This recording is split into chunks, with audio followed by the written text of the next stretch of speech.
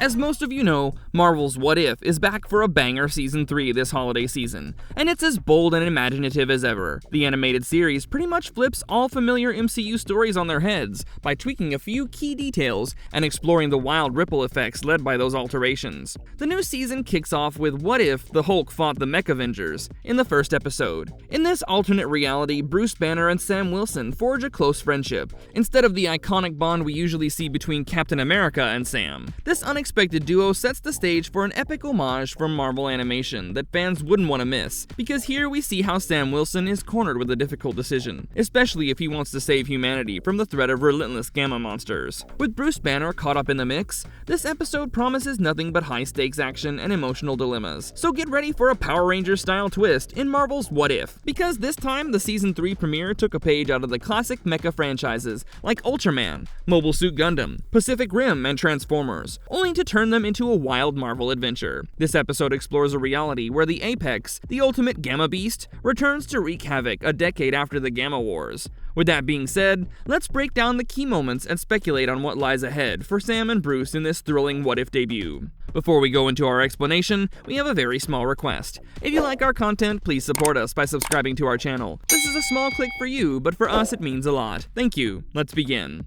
Bruce Banner's rage unleashed an unforeseen danger on the world. So What If Season 3 kicks things off with a nostalgic nod to 80s Saturday morning cartoons, featuring the Go Avengers, heroes of the Gamma War. In this alternate reality, Tony Stark designs Hulkbuster mechs for the original MCU Avengers to battle massive kaiju-like monsters unleashed by the Hulk. But this fun takes a dark turn when we zoom out to find a young girl watching the cartoon on her iPad, only to have her world literally crumble around her in the next second, as outside, she notices monstrous creatures tear through the city, thus blurring the line between fiction and terrifying reality. As a result, Watcher enters the scene to take charge of the storytelling in the What If universe. The first episode basically reimagines Captain America the Winter Soldier, swapping Steve Rogers for Sam Wilson as the story's emotional core, and this time, Sam crosses paths with Bruce Banner while jogging near the Lincoln Memorial. Apparently, Banner is still grappling with the fallout from his Gamma accident, and has become a recluse as he's afraid of when the Hulk might pop out and harm the people he cares about. In short, Banner had started to feel quite lonely as of late, and didn't have anyone to talk to about his condition. Now Sam was quick to recognize Bruce's struggle, and invited him to a group therapy session to help him reconnect with others and regain a sense of belonging. By opening up his inner circle, Sam offers Bruce the chance to rebuild his life, and maybe even find some peace. Over time, Sam and Bruce's friendship grew stronger, until disaster struck, as one day, while having a great fishing trip on Sam's sister Sarah's boat, Bruce lost control and transformed into the Hulk, when the weather went south and put them all in danger. Naturally, this sudden shift terrified everyone on board, leaving Bruce mortified. Overwhelmed with shame, Banner couldn't bring himself to face Sam or their friends again, and retreated into isolation from the world, with the hopes of finding a way to get rid of the beast inside of him. This is when Bruce turned to a desperate solution and once again exposed himself to gamma rays, hoping it would destroy the green guy inside him. But instead of a cure, the experiment backfired spectacularly and only led to further chaos. The gamma radiation not only mutated the Hulk into an even more monstrous gamma beast, but worse, it also physically separated the creature from Bruce's body. So now, Bruce's desperation had unleashed a whole new and uncontrollable threat on the world. With Banner no longer in control, the Apex was free to unleash chaos and destruction on the world. Moreover, as its power grew, the monstrous Gamma Beast created an army of its own, sending these terrifying creatures across the globe to seize control. Meanwhile, consumed by guilt over the havoc he had unleashed, Banner simply could not face the consequences of his actions, and rather than continuing his search for a cure, he just vanished, leaving Earth's heroes to deal with the devastating threat on their own. This Apex Gamma monster was a force of pure destruction, tearing through everything in its path, without Bruce Banner's humanity to hold it back. The devastation was unstoppable. Plus, the new Gamma Beast posed catastrophic threats to the planet, thus forcing the Avengers to ultimately step up their game, and after realizing that their usual powers couldn't cut it, Tony Stark, ever the genius, came up with a solution to build bigger and meaner Hulkbuster mech suits, piloted by the Avengers to take on these towering monsters. In utmost swag, the Avengers suited up in these colossal machines, fighting tooth and nail to push the Gamma Beasts back. They also chased them across the globe, putting everything on the line to protect humanity. But even with all their bravery and high-tech firepower, the Mech Avengers couldn't kill the Apex Gamma monster. At the end of the battle, the Avengers saved the planet but died in the process. While the remaining Avengers continued the fight,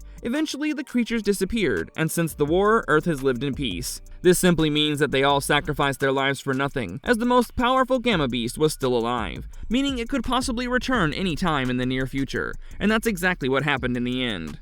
The return of the Apex Gamma Monster. So after being chased to the Arctic wastes, the Apex Gamma Monster found a way to hide. It cleverly masked its gamma radiation within the ice caps, ensuring any of the Earth's remaining heroes would not come looking for it, and while laying low, it bided its time, regaining all its strength and secretly creating a nest underwater. Eventually, the monster began building an army of Gamma Beasts and preparing for a new assault on humanity. Almost a decade later, when the Gamma Beast army was ready for a devastating invasion, they finally started attacking by emerging from the depths and targeting cities, leaving nothing but destruction in their wake. This is when Sam reconvened the Avengers to handle the threat, and alongside him, the new mechs are driven by Monica Rambeau, Bucky Barnes, Moon Knight, Shang-Chi, Red Guardian, Melina Vostokov, and Nakia. Now, upon witnessing the swarm of new Gamma monsters, Sam and his team realized that it was their best chance to take down the original Apex Beast, hoping to stop the invasion at its source. But when they faced it, they realized just how outmatched they were, as its power was far beyond anything they could handle. At this crucial moment, Captain Monica Rambeau, who had first appeared as a young girl in Captain Marvel, and later as an adult in WandaVision, stepped in. She urged Sam to reach out to his old friend Bruce Banner, knowing that he was the only one with the expertise to stop the crisis. But Sam was hesitant, as he didn't want to involve Banner, especially after the last time, because when Banner tried to help the world, he'd caused untold damage by unleashing a monster that they could barely control. Sam feared that bringing Banner into the situation might lead to even more Apex Beasts, something humanity or the Avengers couldn't afford to handle. Instead, Sam ordered Monica to join him on a recon mission to track a Gamma signature.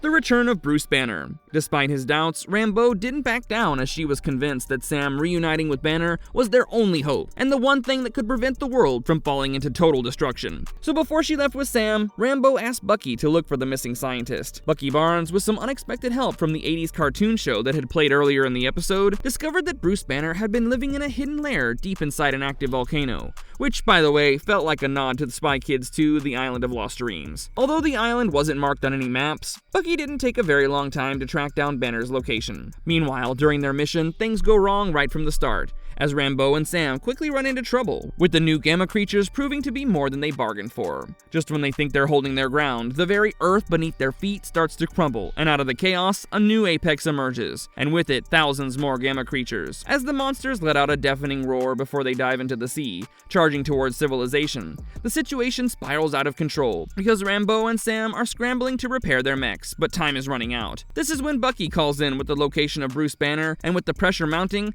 Rambeau faces Sam once more, but this time she breaks through to him by pushing him to see the bigger picture and make the difficult decision they need to save humanity. So Sam eventually makes his way to Astra Island, where Banner had been hiding for the past decade by turning an old abandoned nuclear combat bomber into his home. And believe me, the irony isn't lost on anyone. Anyway, Sam hoped to convince Bruce Banner to transform into the Hulk again and join the fight, but Banner wasn't very sure he could, as he had moved past his days of turning green, and wasn't confident he could control it anymore. But that doesn't mean he could not help at all, because Banner had written a mech interface code called the Mighty Avenger protocol for them, which he believed would give them a fighting chance against the Gamma Beasts. Due to Banner's protocol, all the Hulkbuster suits were upgraded, unlocking a new transformation. The suits could now interlock with each other, combining into a massive Mega Hulkbuster, which, by the way, is another clear nod to the Power Rangers Megazord. Anyway, with this new weapon, the team's main focus was to take down the Apex Beasts, as they knew that if they managed to defeat the leader of the Gamma Beasts, the rest of the creatures would inevitably fall back and retreat. As Sam and Rambeau prepare to take action, Banner expresses that he originally designed it to neutralize the Hulk himself. So before he leaves, Sam reminds Banner that they're friends and that he did not see Banner as a monster. Bruce Banner's transformation into Mega Hulk. So Rambeau reaches out to contact Sam and tells him that the Gamma monsters are about to make landfall in New York, and when Sam arrives, he initiates the Mighty Avengers protocol, upon which all of the mech suits combine, creating a Voltron-style Mega Mech.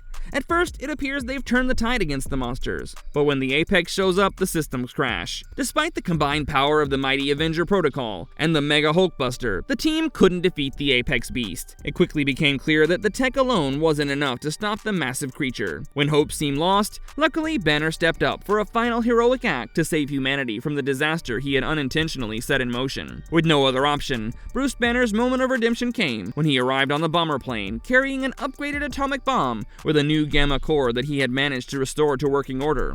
In a desperate move, he decided to sacrifice himself, much like Steve Rogers did in Captain America: The First Avenger. Apparently, Banner planned to absorb the gamma radiation from the bomb, knowing it would transform him into the ultimate version of himself, the Mega Hulk. Now, this was a risky and selfless choice, as Banner knew it might cost him everything. But in that moment, he was ready to face the consequences in order to stop the destruction he had inadvertently caused. So he drops out of the plane, and in the aftermath of the explosion, Banner rises as an even larger Hulk, one the size of a kaiju, which easily allows Mega Hulk to go one-on-one with the apex Gamma Monster. At this moment, all the Gamma Monsters stop fighting. Instead, they wait to see who will win the fight, because whoever wins controls the Horde. In the final moments of What If Episode 1, to help sway the fight, Sam shoots off one of the arms from Mighty Avenger to distract the apex, which gives Banner the opening to destroy it. Using Mega Hulk's Gamma Breath, he overpowers the apex and kills it with an intense burst of energy reminiscent of Godzilla's atomic breath. With this, he turns the apex into nothing but ashes. Banner then absorbed the radiation that radiated from the beast, erasing the apex from existence forever. But as a result of the radiation,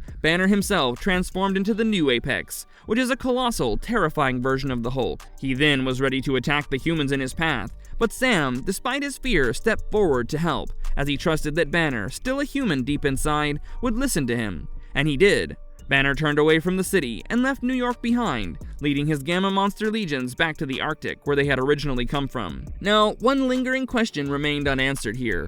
Will Banner ever be able to return to his human form? Well, that's most definitely unclear, because the gamma radiation is still overwhelming, and his consciousness is clouded. But Sam believes that with time, as the gamma levels decrease and Banner's mind clears, he will surely be able to change back. So for now, Sam and the others must keep watch over the new Apex and its legion, still camped in the Arctic, waiting for whatever comes next.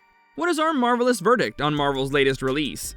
In my opinion, turning the Hulk into a kaiju was undoubtedly one of the most exciting and creative ideas in the entire series. It not only allowed Marvel Animation to showcase its star power and go all in on massive action, but it also serves as an incredible experiment that paid off in spades. The action was intense, but what made it even more thrilling was the clear love for kaiju and mech warrior genres woven throughout the episode. Moreover, there are numerous nods to iconic series like Voltron, Neon Genesis Evangelion, and Godzilla, and their themes integrated into the episode from every angle. While What If isn't as dark as some of these legendary titles, it still captures the spirit of the classic Japanese kaiju shows perfectly, and serves as an exciting homage that any fan of the genre would appreciate. For me, it was a fun, energetic take that spazzes up Marvel's world with the grandeur of kaiju and mechs, while giving us fans something fresh and thrilling to enjoy. Plus, the emotional core of What If the Hulk Fought the Mech Avengers shines through, largely because of Mark Ruffalo and Anthony Mackie. The two actors really develop a strong and convincing bond in the early scenes, to a point that their chemistry carried the weight of the story, making the stakes feel personal and grounded, even in the middle of all the action and spectacle. Looking back at Captain America: The Winter Soldier, it's easy to see how the film laid the foundations for the Falcon-Cap relationship, but credit has to go to Ruffalo and Mackie for making their connection work so seamlessly in this retelling. The emotional beats they hit here mirror some of the same ones from earlier, giving the story a sense of continuity and depth. Moreover, once the relationship between Sam and Banner is established, the rest of the Mech Avengers concept really becomes an easy sell. Now, coming to the animation, it's easily some of the best in the series so far. The mech suits, which on paper might seem like a stretch, are perfectly designed to match each hero's vibe. Plus, they not only have unique and exciting power sets, but they also look incredibly fun when they're in action, and the visual design also integrates a certain level of charm that keeps the action dynamic and engaging. So when you pair these mechs with the Hulk and the Gamma Monsters, you've truly got a killer combination. The show delivers awesome, high-energy action, alongside jaw-dropping visuals. In many ways, What If feels like Marvel's answer to Pacific Rim, but with sharper writing and more emotional depth. Basically, for me, this episode was a hit, as it managed to capture the epic scale and fun of giant robots battling kaiju while delivering a story that has heart, making it a possible standout. But that's just my 2 cents on the season's premiere. What are your thoughts and opinions on What If the Hulk Fought the Mech Avengers? Let us know in the comment box below. And if you liked our content, don't forget to leave a like and subscribe to us if you haven't already. Have a good one and be safe. Thanks, everyone.